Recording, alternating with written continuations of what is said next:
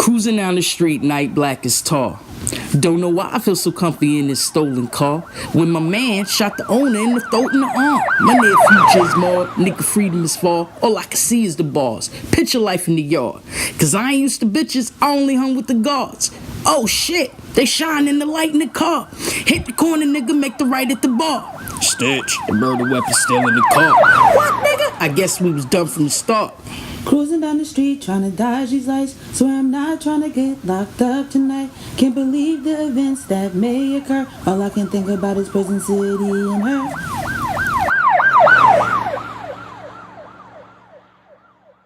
Alright, here we go live again, Prison City and her. I'm Stitches Esperanza. We here to talk to Tara. She about to tell us how her experience was in the beginning, in the end, in the middle. First question, where'd you do your time at? I did my time in, first I started off in Middlesex County, then Union County, then Somerset County, then Clinton. Do a little county tour. Yeah. Okay, alright. Which county would you say is like the worst county of all? Right now I could say in Essex County. Really? Essex County, I wouldn't wish that on anybody. Wow. Out of all the jails I've jailed in, that is the worst county to me. Wow. Do they do the 23-1? Yes. Okay. Alright. I thought Union County was the only county that did that. What's your name for the record? Tara Batiste. You have Spanish? No. Okay. Alright. Do you still, I don't know why, but I always wanted to know this. Do you still remember your SBI number? It is 610. Wait. Ooh, I forgot. Mine is 309-850C. I don't know why I fucking remember that 15 years later, but I do. How old was you when you caught your first bid? 24. 24. How much time did you do? The first time I was going, first time wasn't that bad. I got locked up for throwing bleach in somebody's face, and luckily they dropped it down to a disorderly person. Wow. And you had a good lawyer. Yes. And I was scared to death. That was my first time in the county, and I was scared to death. But my family, they was coming to get me and everything. What was your first charge that took you down? Credit card fraud. Credit card fraud. Okay. Was it a lot of money? It was. No, I think it was only like maybe about $6,000. Okay. How long they made you do for that? I got a 3 flat for that. Okay. Did you have to pay the money back in the end? Yeah. Wow. Okay. Did you ever have any co-defendants? No. Always did all my crimes on my own. See, that's the best. I mean, crime is not good, but I would say that's the best way to do it. Okay.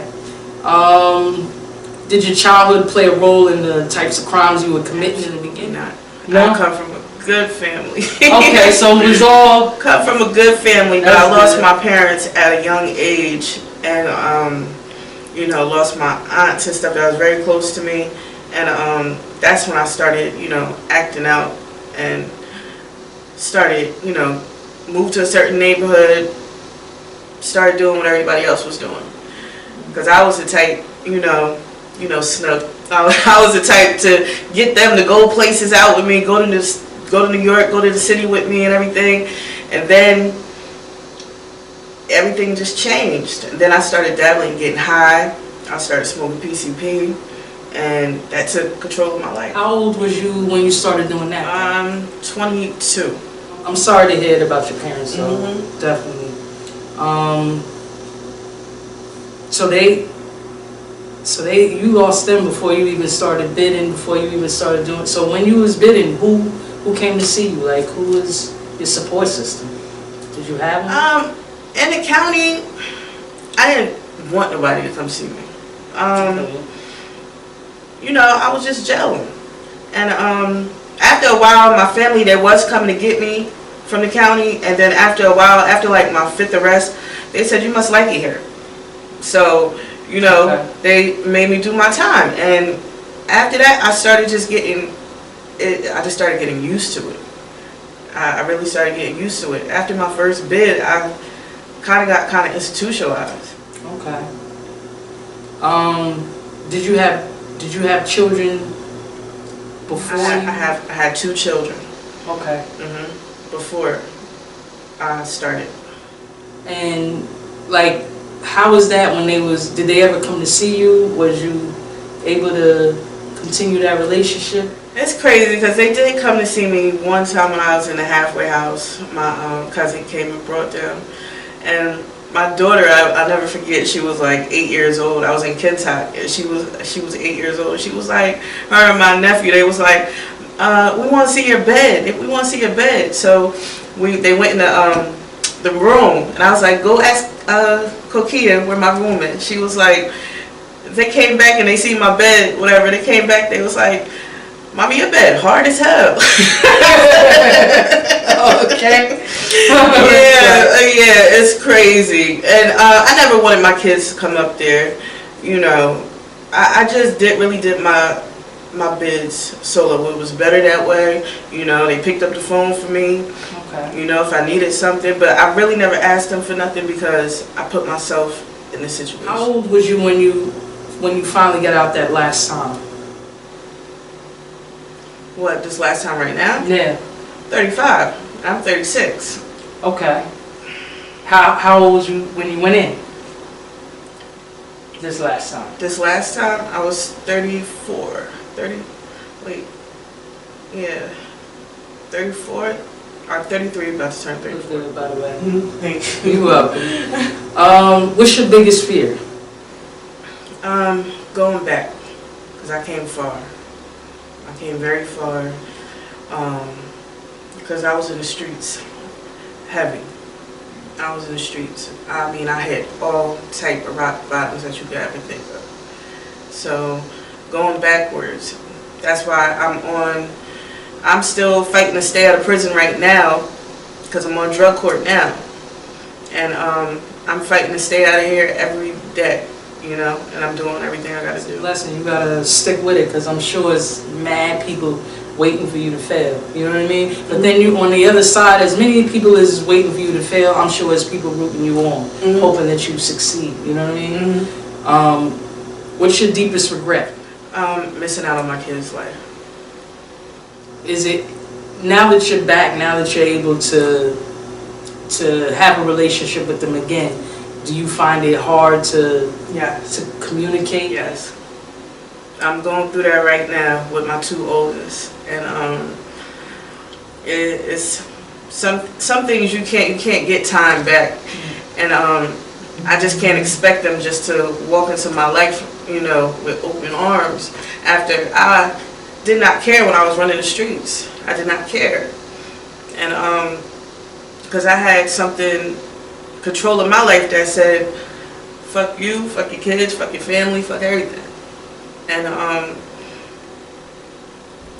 now I'm just dealing with it, and I'm taking it day by day, and I'm waiting, and I'm being very patient with my kids. You have to be. Listen, I've been home for 15 years, and my son still got me by the neck. You know what I mean? But I wasn't there from birth to 10.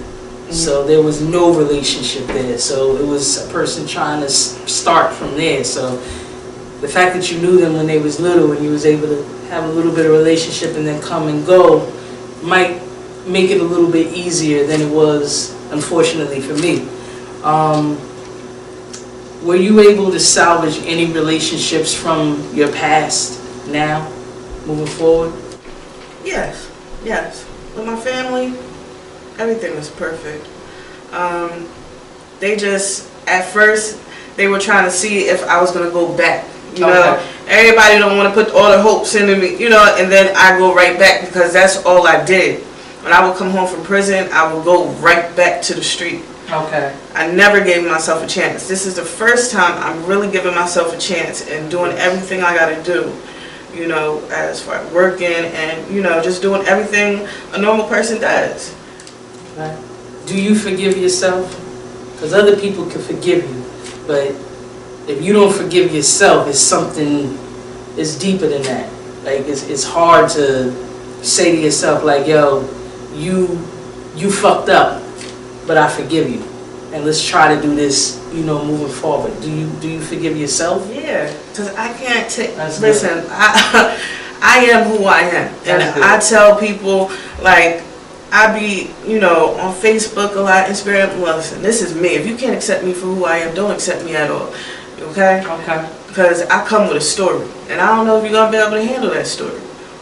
Because a lot of people can't accept you for your past. Nah, people judge you for that. Yeah. Like, bro, I'm not who I was. And they 2 days always, ago. you know, people really do sit here and pray for your downfall. Absolutely. You know? So I just like, hey, it is what it is. I can't take it back. And my past made me, my story made me I'm a strong individual today, and like I'm proud of myself. And that's all that matters. There you go. Do you feel like prison rehabilitated you? No. Okay. No. That place was crazy. I'm not gonna lie, like me and my friend had a conversation. We was like, we had fun in there. You know what I mean? It was kind of. It was lit. I know you did too. It was lit, but at first, in the beginning, when you could smoke and everything else, like we used to have fun. It was real crazy down here, like. And I met some good people. Like, first of all, you gotta make the best of your time. If you're gelling, you gotta make the best of your time. Absolutely. And anytime I go in there, everybody be like, okay, now I know we're going to laugh because Tara here, because I'm going to laugh all day, or I'm going to have stories for y'all all day. Ain't it funny how every time you go back, you be the same motherfucking day when you get there? Like, damn, bitch, I wonder where you was at. Okay.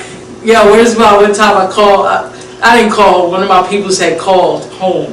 And it was somebody that I knew, and it was like I was like, "Yo, everybody's in here, and literally everybody's in here." And it's kind of and it's sad because you feel better when you see your people's in there. Like, oh, you happy because the bitch fucked up too. Yeah. What's your charge? You know, because I got a lot of friends that's in there that's doing, you know, a serious time right now. Yeah. And you know, I write them, I J-pay them, whatever, you know, because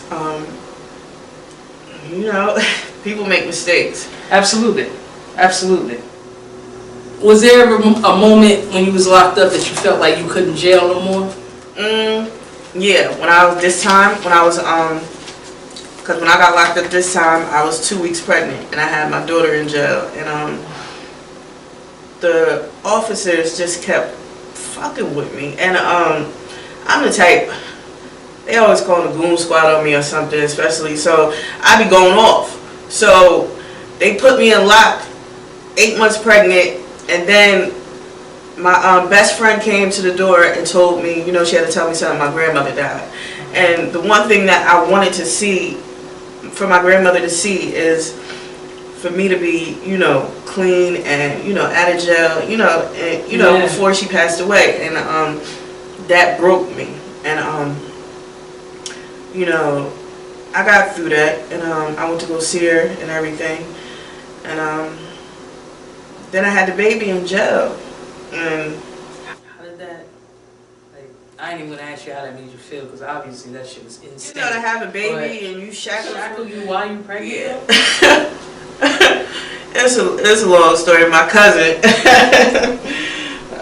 Jahara, she I got bailed out, and I came home, and I was missing, and I had went to the hospital, and then I called her and told her I was in the hospital. And she just recently told me that. She was like, you know, I called the police on you, right? Because I was in the hospital, and the sheriffs came in, and they were like, hey, Tara. And I'm like, how y'all know I was here? Wow. Why'd she say she did it? She was like, because I felt that you weren't safe.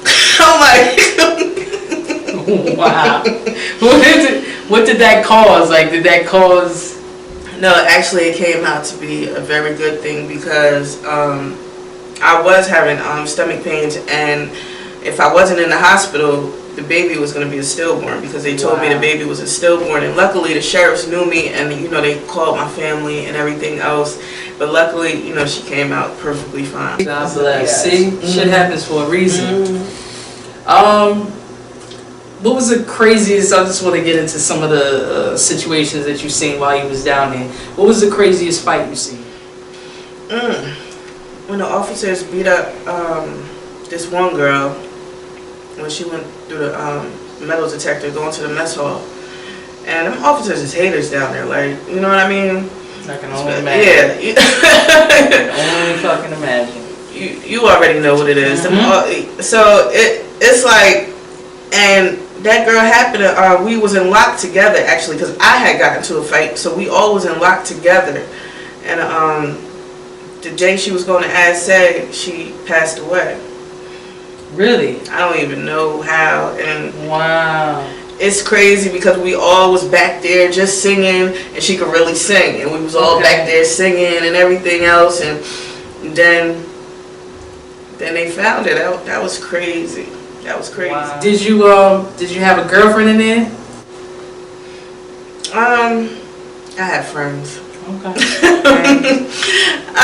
Through my job, sometimes it makes your time go by. Absolutely. But female relationships can get very emotional, especially when you're locked up, and you know, for real, it's just like sometimes you just better just watching your TV. No doubt. For real. No doubt. What would you say in there and on the streets? What would you say your lowest point was, where you was just like, yo, this shit gotta change? This last time I just said enough is enough. I can't do this anymore. I'm 30. What? I was 34, 35, and I just said, you know, I'm not getting no younger. I can't keep doing this. And I'm not going to keep letting these officers, like, control my life. Or, you know, certain officers, I was just going at it with them. And it's like, until this day, if I see some of them on the street, they're about to get it. Yeah. Because certain things that they did to me and said to me, and, you know, it's like you got to let things ride because you don't want to go locked. But I got it out for this one particular one. Listen, don't even say a name, and then she gonna know. Fucking bitch. You could go back and tell baby Tara anything to change your current situation. What time would you go back, and what would you say to her?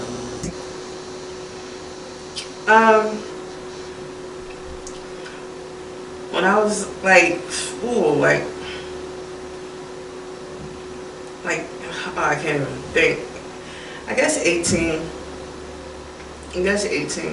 Okay. And what would you say to 18-year-old Tara? Say no to drugs. Okay. What did you want to be when you grew up? When you was younger, what did you see yourself being before the... That's crazy because I wanted to be a police officer. Me too. Fuck, my dad was a police officer. Who would have known? And it's crazy because my daughter wants to be in criminal justice right now. And my cousin like, the mother the criminal, the daughter the police officer. So hey, it's like, shit happens. Yeah, but... So you wanted to be a police officer. When did you know that you ain't never want to be a cop again? When did you know that wasn't good? As soon as I got in that county. Okay. Was you a loner? No, I was always with somebody. I always had to have somebody laughing, joking with, you know. I was everywhere. Okay. Was you ever suicidal? After I had my baby. After I had my baby. You know the thing, after I had my baby, I just didn't want to go back to the jail. And so I didn't want to go back to jail. So I would always just fight the officers, do something stupid, and that's when I made it to Trenton. They sent me to Trenton. Okay. And that's when I realized that I said, oh, I done made it to the big house. Okay. Yes. I had to work my way up out of there. Like, yo, that was crazy. That was one of the craziest moments in my life because I've never been through nothing like that in my life. I said I would do jail anytime. Like, not Trenton. That was all by yourself, one room. Yeah. Since you've been home, has it been hard trying to find employment? No. As soon as I went to the halfway house, I found a job. I've been working there for like a year, and it's not that bad. No. Okay. When you was growing up, was you one of the cool kids? I was one of the bad kids. You was one of the bad kids. Okay. Yes, I went to a lot of high schools. From my mother. My mother, both of my parents died of AIDS, and when they told me that after that, I started acting out. And I went to like 5 high schools, ended up alternative schools. Does that information affect your relationships or how you go about when you meet people, and like, did that make you leery of almost everybody in that situation? Yeah. Like, it was, yeah.